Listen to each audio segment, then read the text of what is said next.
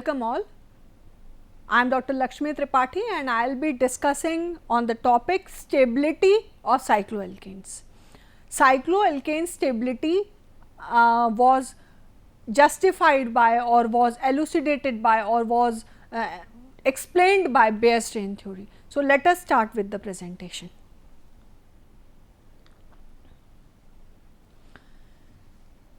When I have discussed the physical and chemical properties of cycloalkanes, you must have observed that some reactions given by cycloalkanes, for example, addition, it being addition reaction, it was action in the presence of heat. Cyclopropane and cyclobutane derivatives were more prone to such reactions. Cyclopropane आसानी से addition reaction दे रहे हैं, cyclobutane आसानी से reaction दे रहे हैं, लेकिन उस समय भी मैंने आपको ये बात बताई थी कि साइक्लोपेंटेन और हायर साइक्लोएल्केन्स नहीं देंगे. सिमिलरली जितने भी रिंग ओपनिंग रिएक्शंस हैं उसमें हम देखते हैं कि साइक्लोप्रोपेन और साइक्लोब्यूटेन के साथ इन रिएक्शंस को करवाना आसान है, जबकि आप higher member of the series में जाते हैं तो ये रिएक्शंस डिफ़िकल्ट होते चले जाते हैं. So how would you explain it? This was first explained by Adolf von Baer in 1885. In 1885, Baer proposed a theory to explain the stability of cycloalkanes, right? He started with proposing the theory. The theory was very successful in explaining how cyclopropane and cyclobutane give addition reactions, give ring opening reactions very easily, or I can say that it easily explained the instability of cyclopropane and cyclobutane towards ring opening reactions. But it was not able to explain wisely how higher cycloalkanes were stable. So, step by step we will go and we will understand how he proposed the theory, how he was able to explain various things and how he was not able to explain some things. So, let us start with, first we look on to the assumptions. You know this point very well that carbon has 4 valency.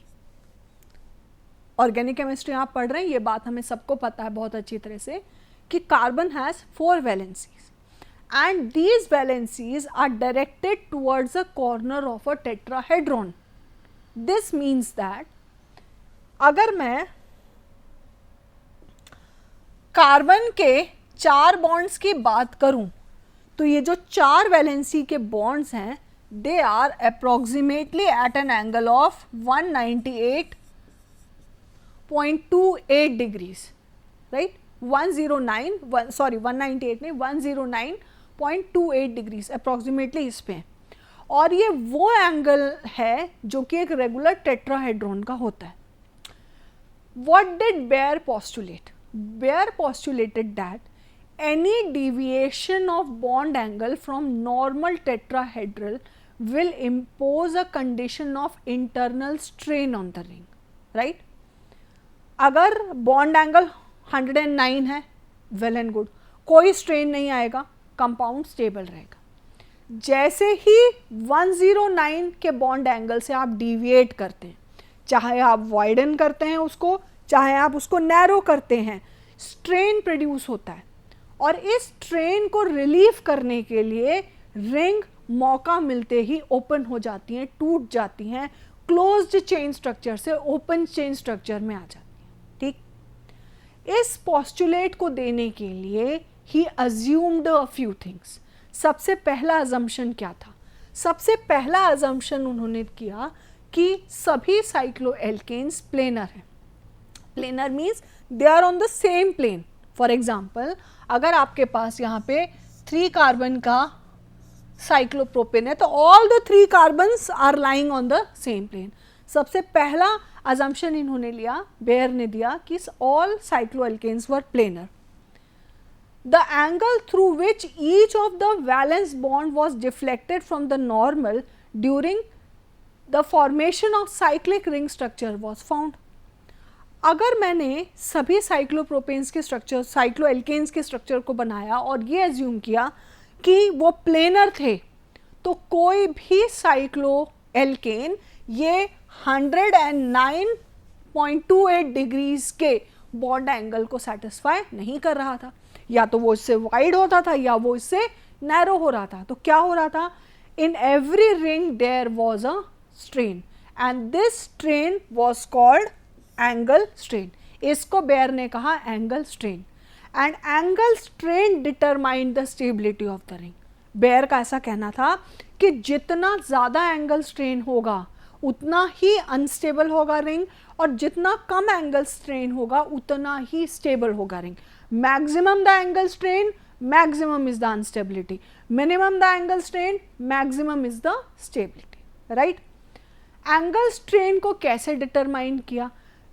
Angle strain was determined in terms of deviation from normal bond angle.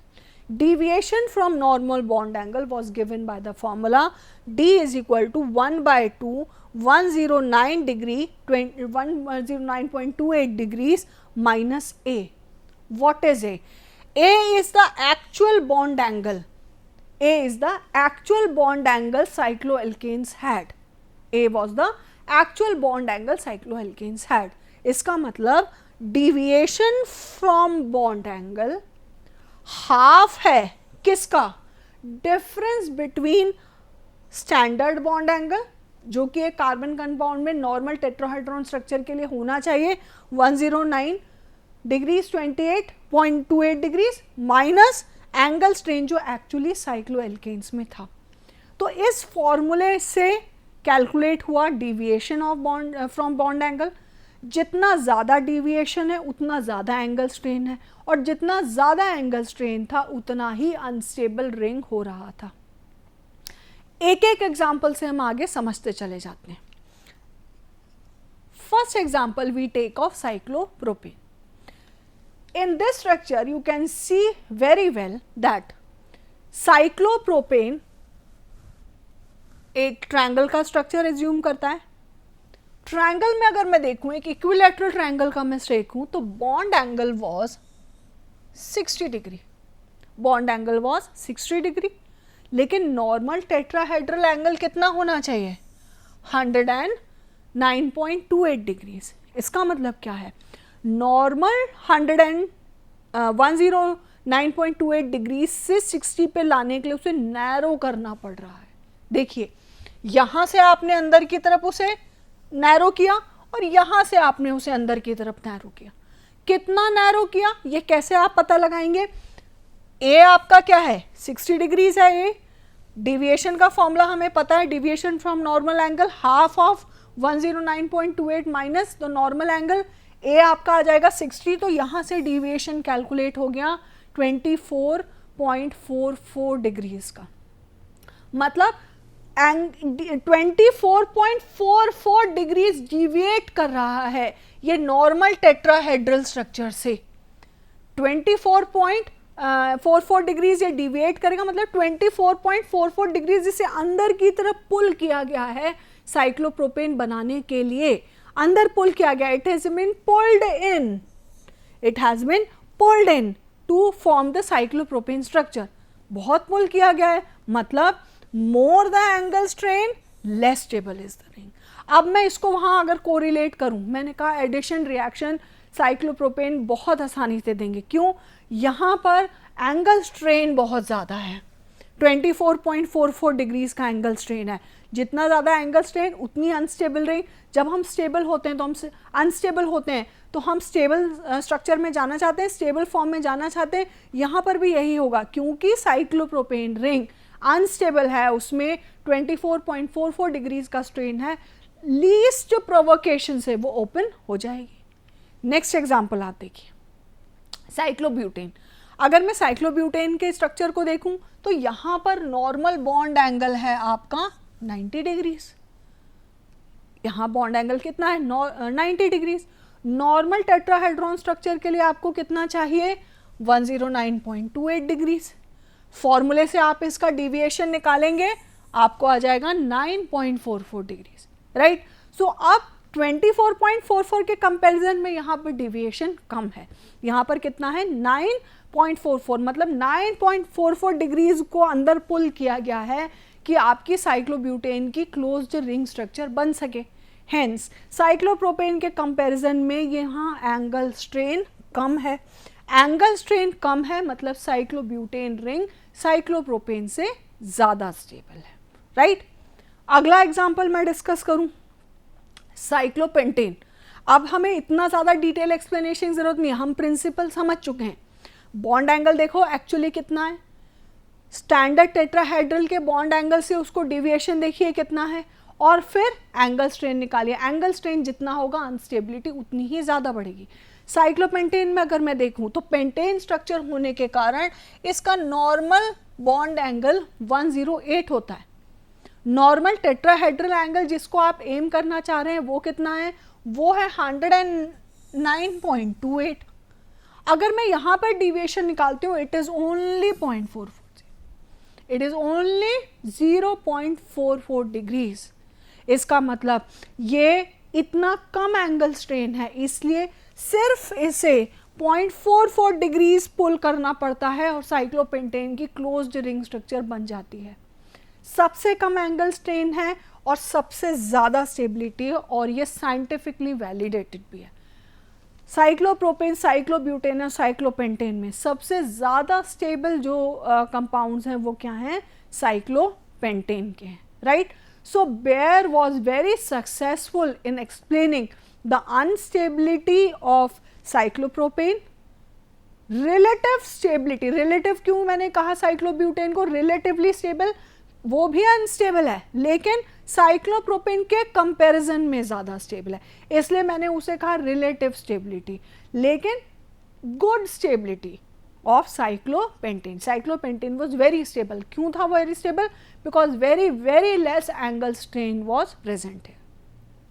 इसका मतलब क्या है, मैं आगे के example को देखें, cyclohexane.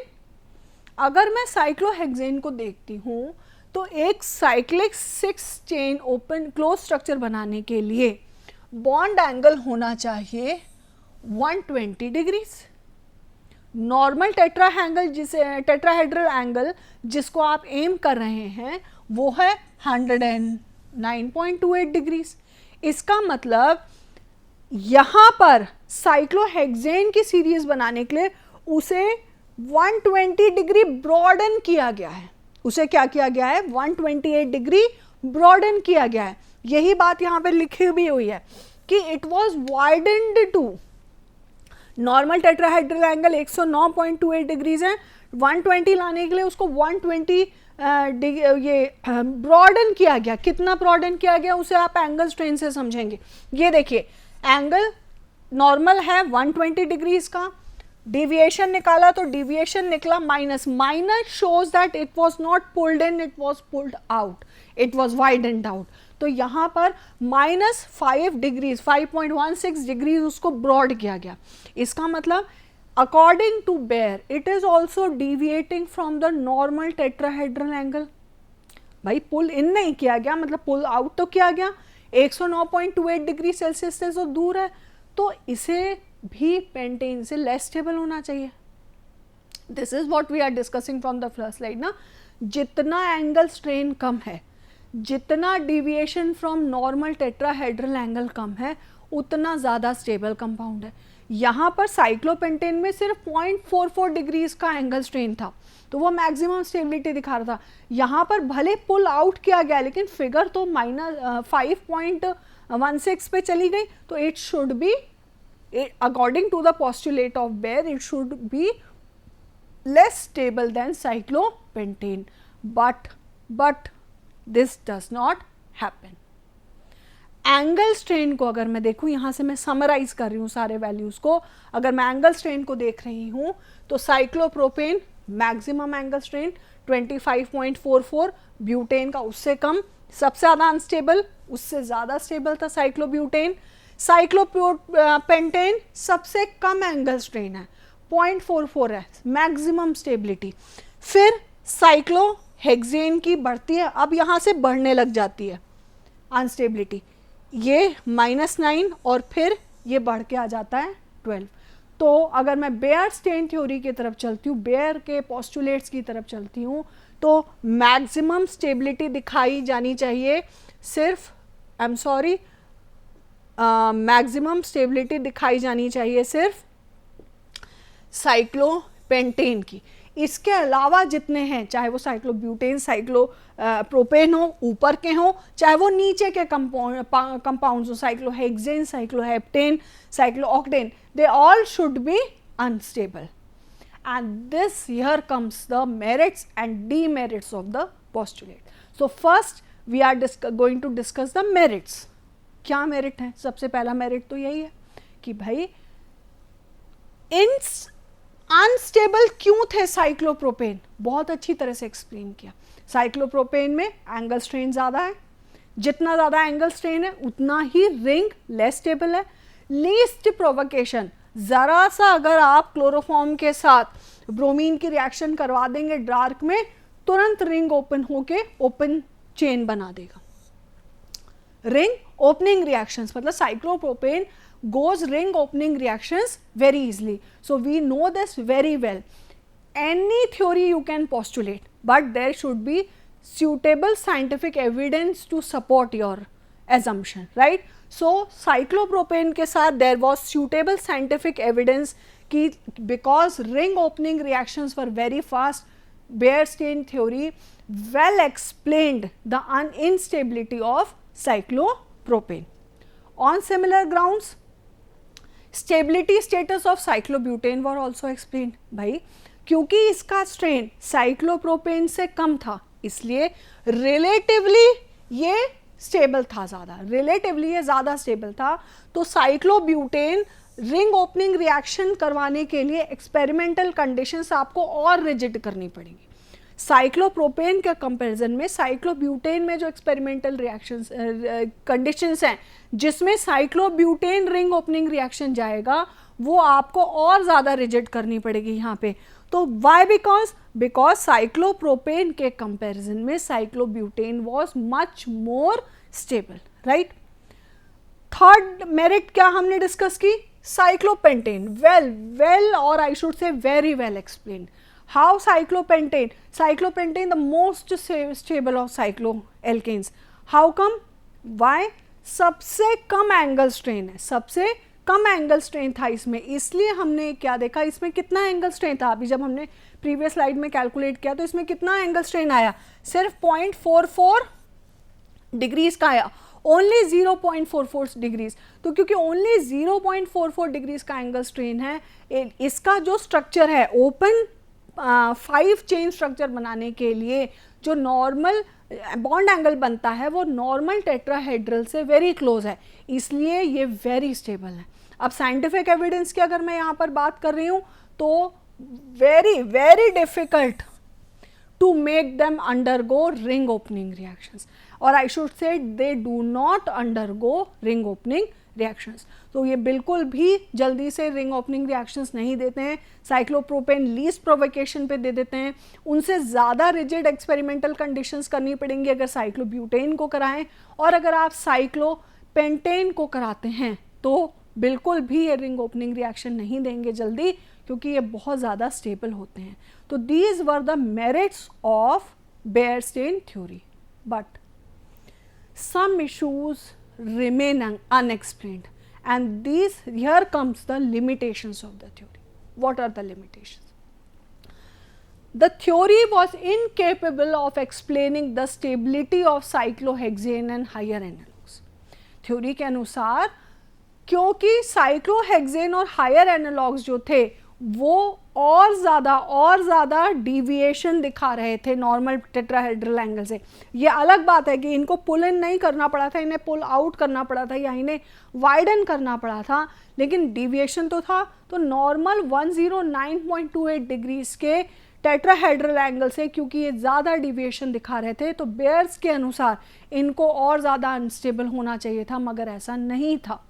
Deviation from normal tetrahedral angle increased in case of cyclohexane and higher analog, and contrary to the prediction of Beyer-Stein theory, cyclohexane and higher analogues were highly stable.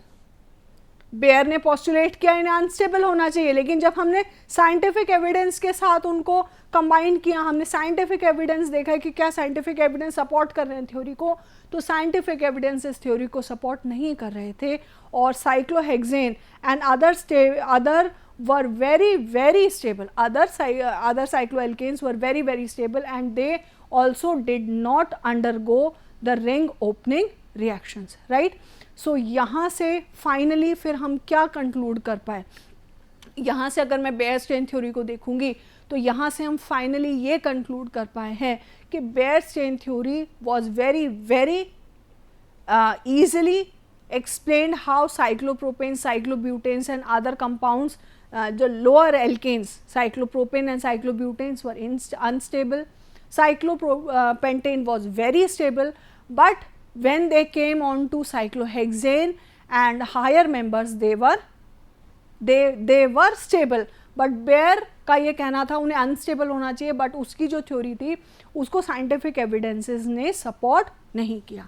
So I will summarise this slide once more so that you have a deeper understanding, a clear view of what all I have explained in the previous slides. So Baer in 1885, I am coming to my previous slide. Baer in 1885 postulated this theory.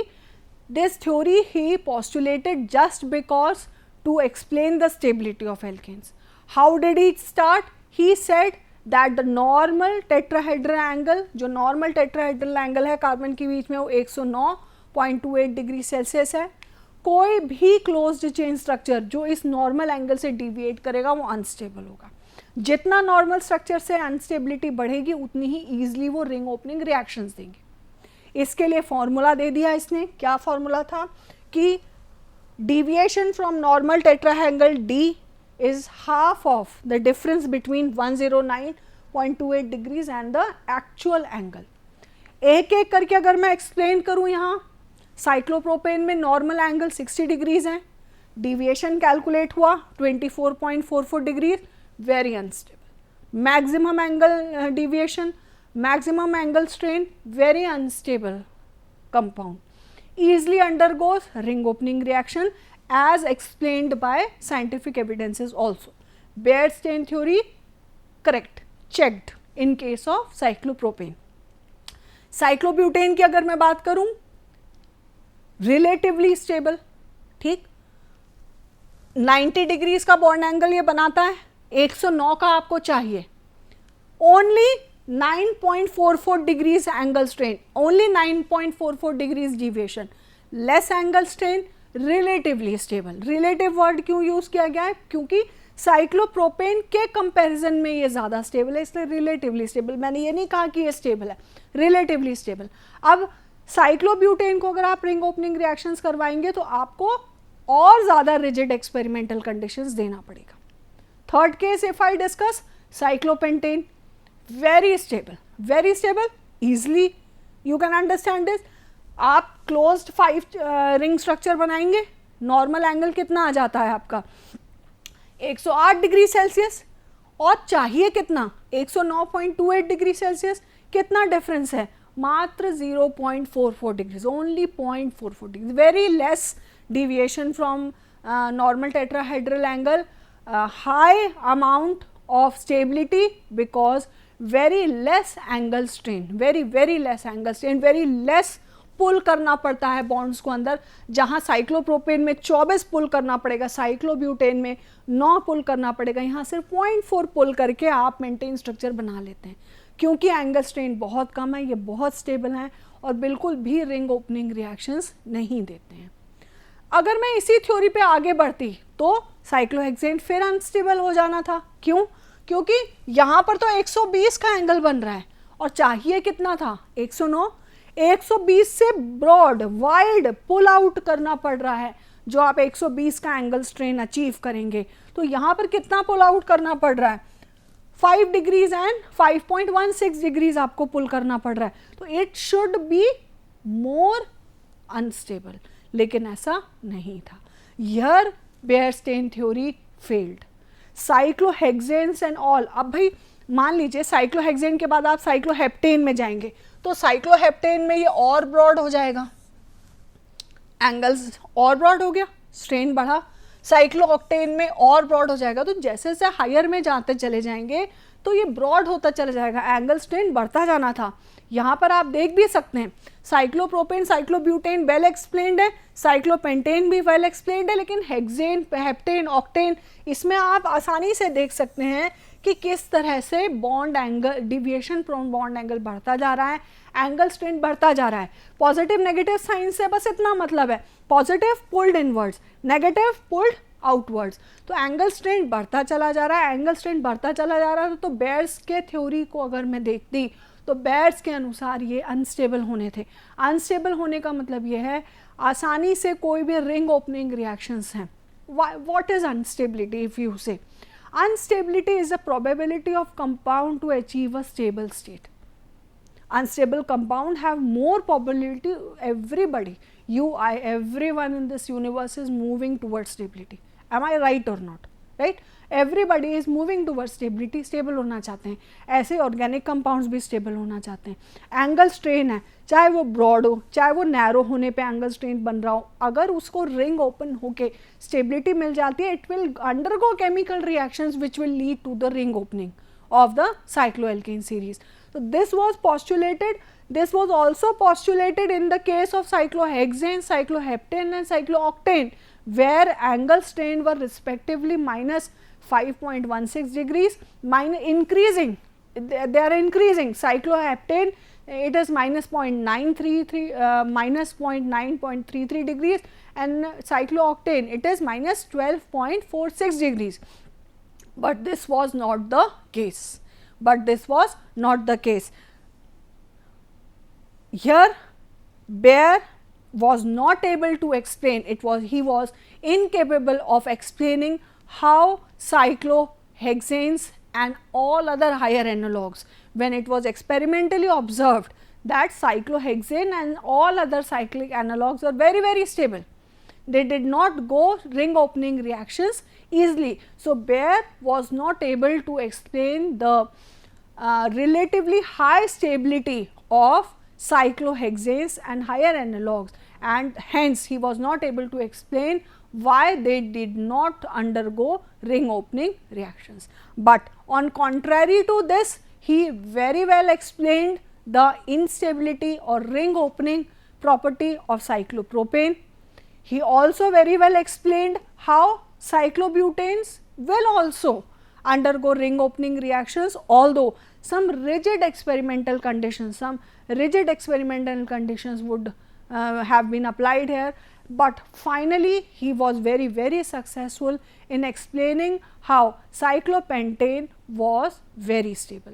So further, after he postulated his theory, other scientists also came into existence. They also worked on this issue. Many were working together. He was successful in explaining. So when he already explained one part of the stability of cycloalkanes, the other part, that is why cyclohexane, cycloheptane, cyclooctane and higher analogues were stable, was further explained by different theories given by other scientists. So in this presentation, I explained you how Baer postulated and finally succeeded in explaining the instability of cyclopropane and butane and the stability of cyclopentane.